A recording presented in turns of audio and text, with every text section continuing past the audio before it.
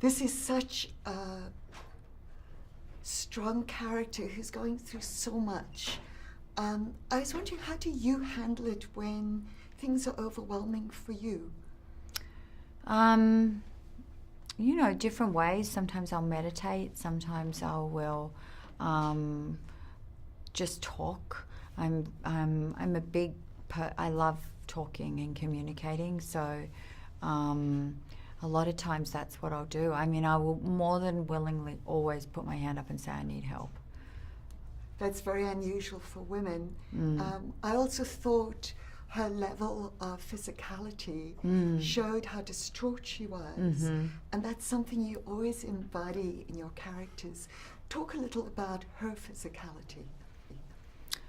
Well, unfortunately, just to talk about the way in which she's very sick would be how I'll put it, because otherwise I give the film away. But at the same time,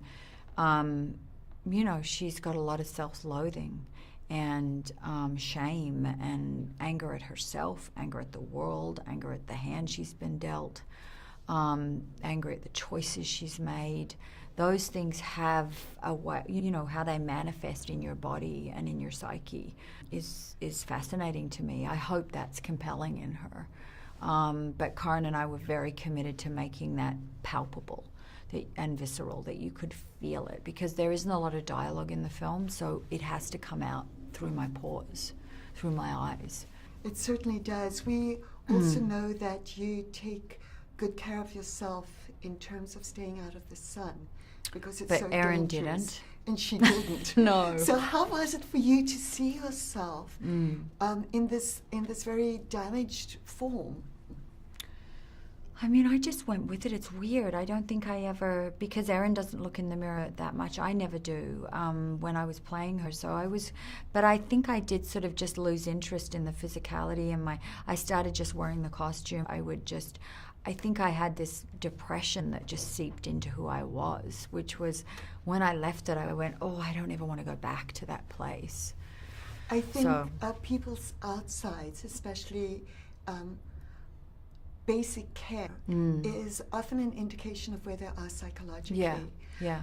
Has there ever been a time in your life, not where you've gone this bad, but where you've just been overwhelmed? Where could you talk maybe a little bit about how you got out of it and how you deal with those things?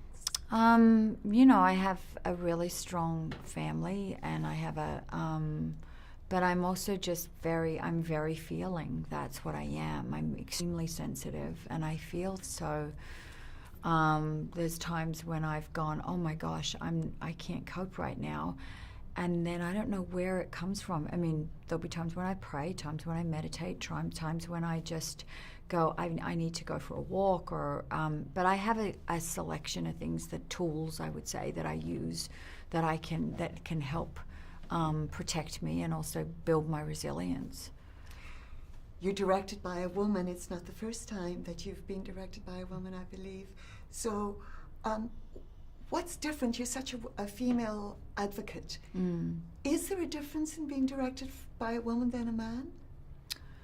I mean, there's a certain language that women have between each other that's different, definitely. And but a lot of times I wouldn't know if a man had directed this film what it would be like, So I have no other reference for it.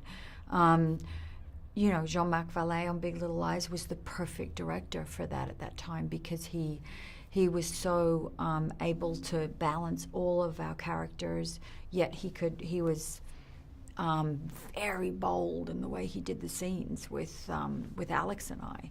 And I'm not sure if a woman would have been like that.